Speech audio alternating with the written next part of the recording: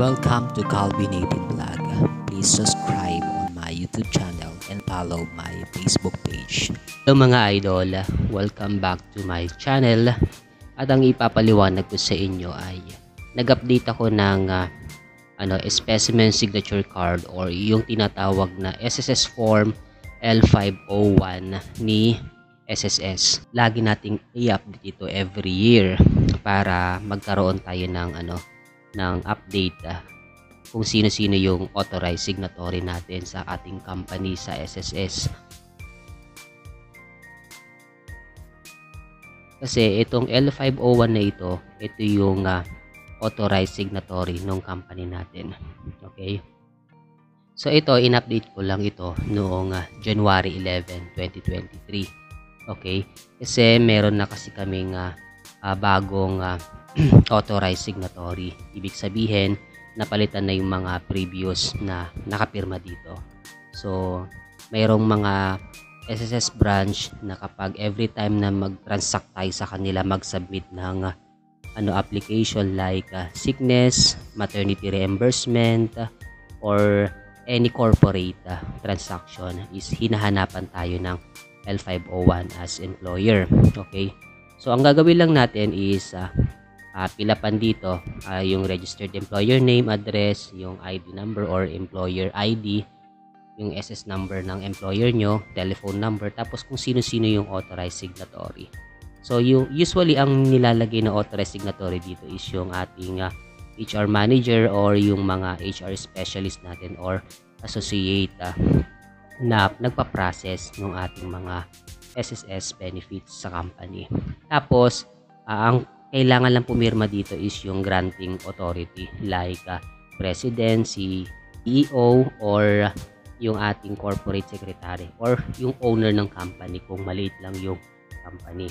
So kailangan dalawang copy to kasi yung isa i-receive ni SSS, yung isa kopya mo. Okay? So ang requirements lang naman nito usually is sex certificate kapag corporation. Okay? Then letter request naman kapag mga small business lang siya na ino-authorize niya yung mga yung mga inassign ninyong person dito sa sa SSS card. Okay? So syempre bukod doon is kung sino yung yung company representative. Halimbawa meron kayong messenger na pinapapunta sa SSS branch, halimbawa hindi nakakapunta si HR personnel, so usually hinahanapan din ng company representative kung sino yung ina-assign ninyo. So ito, in-update ko na rin siya. Merong form na to binibigay nung servicing branch natin. Ito kung sino yung company representative nyo, kung sino yung inuutusan yung messenger sa SSS branch. Okay, ito ino-authorize nyo din yung inyong company representative to transact. Okay, magkaiba itong company representative ID card dito sa my L501. Okay, itong L501 in general to. Okay, lahat ng transaction nyo sa SSS, ito yung hinahanap. Okay, while ito naman yung company representative card, halimbawa inutusan nyo yung messenger ninyo, ito yung hinahanap nila.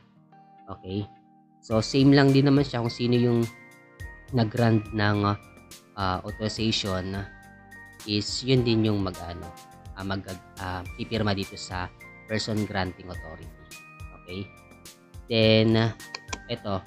So ito kasi no need daw mag-fill up ng bagong form ng company representative card kapag meron kayo existing, kasi doon sa likod niya ito lang yung papapirma ninyo doon sa granting authority para ma-renew itong every year. Okay? Kasi katulad nito, kaya ko siya in-update kasi last time na nagpunta ako, hinanapan ako nito kasi sabi 2023 na ngayon, kailangan i-update. Okay?